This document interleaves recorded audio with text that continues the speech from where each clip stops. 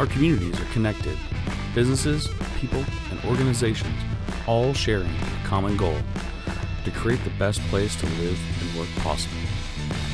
Everyone has a story to tell about their businesses and the place they call home. We're here to tell your story. This is Your Network, powered by D&B Communications. Today we sit down with Garry Clift of Clift Buick GMC. I'm Garry Clift. I was born and raised in Adrian, Michigan. I went to Adrian High School, or Adrian School Systems, I should say, and graduated in 1970. I went to Northern Michigan for a year. I went to Western Michigan for a year. I ended up going to work for Toyota Motor Sales, and I worked for them for a year and a half out of the Chicago district. I then came back to Adrian, Michigan, and ran my family's glass company, Adrian Glass Company. Went to Michigan State and University of Toledo for graduate work. Worked at a couple of dealerships up in Lansing, Michigan, and then came back to Adrian, Michigan to buy the Pontiac Datsun dealership here in town. I'll tell you, my parents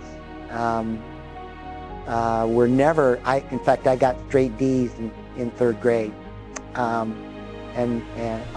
Fourth grade, I got straight D's.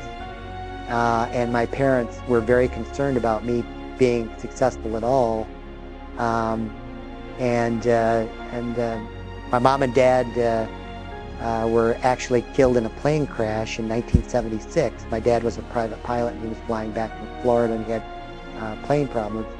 And so I was thrust into a position in the family that nobody had expected. Here was a kid that they wondered if he'd even go to college and make it go, and all of a sudden I was asked to run the family glass company and make that go and happen. And yes, I've made lots of mistakes in my lifetime, and I wish I could redo them, but I can't. And all I can say is I'm sorry. I learned. I'm going to make this a better place, and I think that's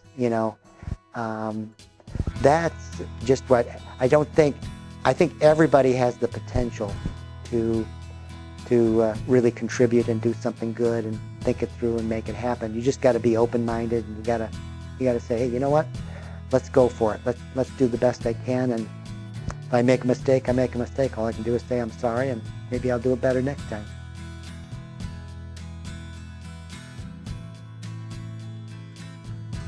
Well, my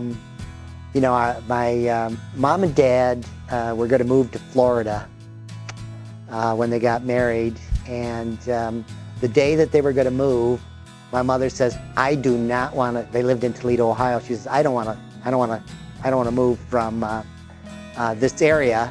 And my dad says, "Oh my gosh!" He quit his job. He was ready. They were going to Florida, and so Dad drove around around the Toledo area, and he said, I got to find a job. And so he ended up going to work for a small glass company here in Adrian, Michigan. And they lived in Palmyra, which is a little town outside of Adrian, and that's how we ended up being in Adrian, Michigan. I was born in 1952, and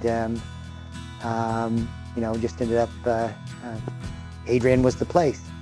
So.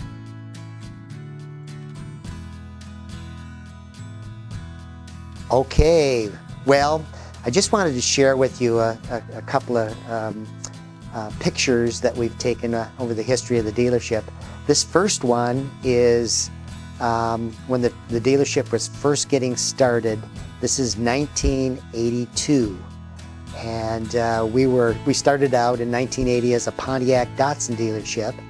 We picked up GMC truck in 1981 from the Higley brothers over on Beecher Street. And it was just a garage, just a small. They had no showroom, they had nothing, but they sold GMC trucks. And so I became the Pontiac Datsun GMC truck dealer. And also you can see on the building the J car. That was the first front-wheel drive General Motors car that they sold. But there's no Metcalf Street, and there's a lot of missing buildings here. But this was just getting started in Adrian, Michigan. Of course, I bought my first car right across the street from this location. In that parking lot, there was a used car dealer. I rode my bike over there, and my dad, I didn't have my driver's license yet, and it was a 58 Bel Air, and my dad came over, and I paid $100 for the car, and he drove it. He put my bike in the trunk, and then we drove home with my first new car. And so I have quite a history of car activity in this area. But anyway, that's picture number one.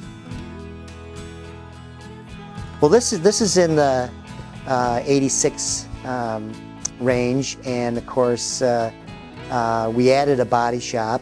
The body shop used to be in the main building, but we actually went and built a body shop out behind here. You can see in this picture there's still no Metcalf Street. It's very farm oriented. To the right now we built a used car facility and a used car lot, and that's not there yet. So this is still very early in the life of the dealership. And this is the next picture, and of course you can see we actually sold off some of the land, but we bought a piece of land on Main Street where we put our used car operation off to the right. And of course we have a big service quick lube area where you drive up now to for service and that kind of stuff. And we added some wash bays behind that. So this was in the early 90s. And then the next picture, you can see where at the back of the property there's a different color asphalt. That's where I bought back some of the property. And we added an office onto the body shop, and we added detail bays and quite a facility, a photo booth. That's later in the 1990s, and quite a different organization from where we first started.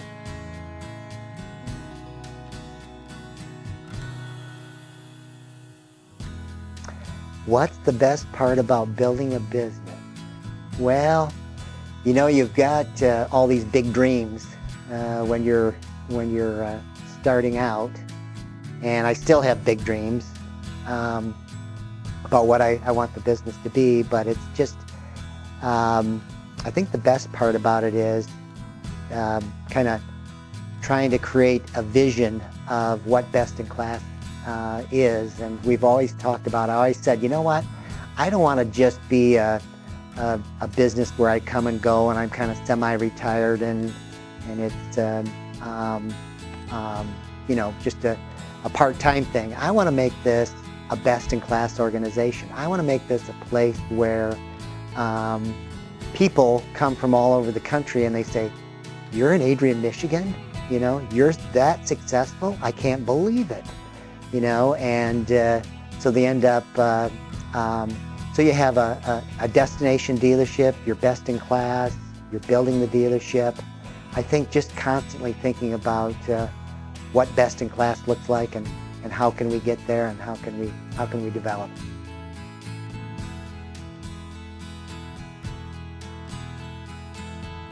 I think, you know, right now we're trying to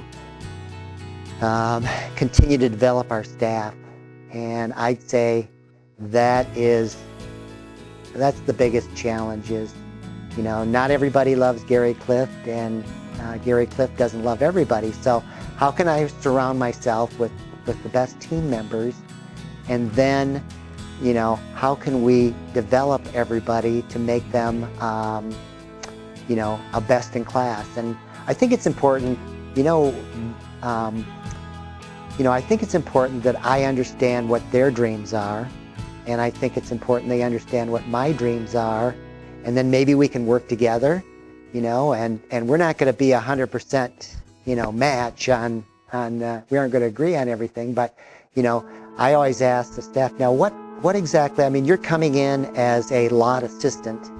You know, when you go to retire, what exactly do you think you want to be? And it's surprising how many people say, well, I have no idea. I just know you pay me X number of dollars an hour and that's what I want. But every once in a while somebody says, well, you know what, I'd like to be a manager, or I'd like to own a dealership, or I'd like to be president of the United States, or I'd like to be, and then we can start talking about, okay, so how might we get you there? You know, what are the elements we're looking for? How could we do that? And you start building your team. And then they say, well, what's important to you? And of course I tell them, you know, I want to be a destination dealership. I want to be best in class. I like the art of being a car dealer. You know, let's study, you know, what's going to make us really top notch. And let's practice and work on it and develop it and make it happen. So I think the people side of it is certainly the hard part. And of course right now with the pandemic, I mean, it is very difficult to hire key people. It's really a workout, but it can be done. We can make it happen.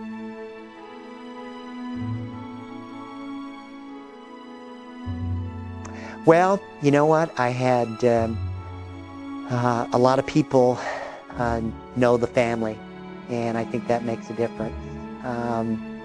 You know, and I've had interaction with so many people living here most of my life. I've had interaction with a lot of people, you know, and I think that, you know, I was involved with the Downtown Development Authority. I'm involved with Kiwanis. I was involved with the lots of different organizations within the community, and I think this community has all kinds of upside potential that we just need to keep working on and developing. I go to a bigger. There was a time in my life where I wanted to go to the big city, but I get up there and I'm driving in heavy traffic, and nobody seems to know who anybody is, and it's not personable like Adrian. I come back to Adrian, and we have some traffic every once in a while, but you know what? You know a lot of people. It feels good. It feels friendly. I like Adrian. You know, I'm really not looking for another home.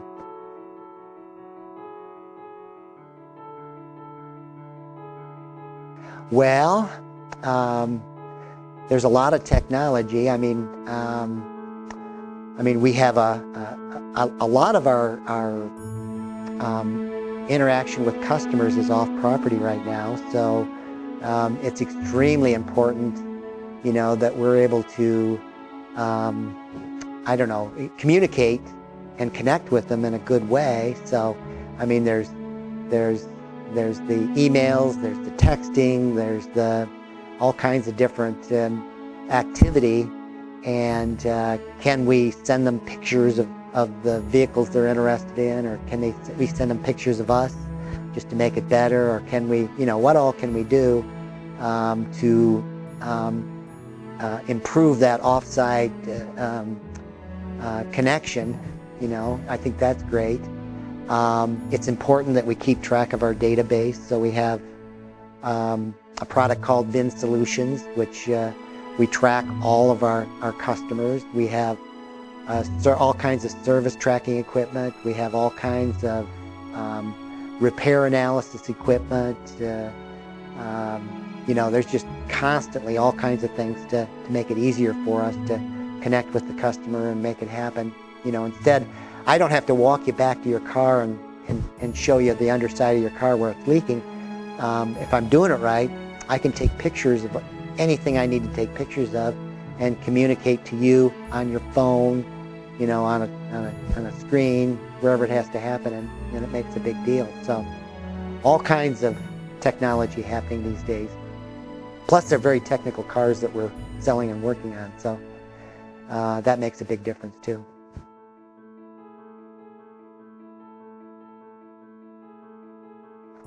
Well, I want to continue to develop and grow this organization. You know, I think, you know, I know a number of my dealer friends have retired at this stage of their life, but I really enjoy being a part of the car business. I enjoy being a car dealer. I enjoy being a business owner. And, you know, I think there's no end in sight right now. I do not have a retirement goal. I don't have, you know, if I could work till I'm 100, I'd do that. I'm 69 right now. And I just want to be a destination dealership, best in class. Let's make it go. Come on. We've made lots of mistakes over the years, but they've all hopefully been learning mistakes, and we can continue to develop and grow and make this baby happen.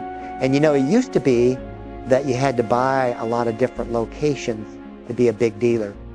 You know, so I'd have to have all dealerships in all different kinds of cities. It doesn't have to happen anymore like that, because we have people coming from all over the country to buy cars from us right now. And so I can be on South Main in Adrian, Michigan, and be just as successful as anybody in the Metro Detroit or Metro Chicago or Metro New York or Metro Los Angeles. You know, I don't have to be sitting right next to a customer.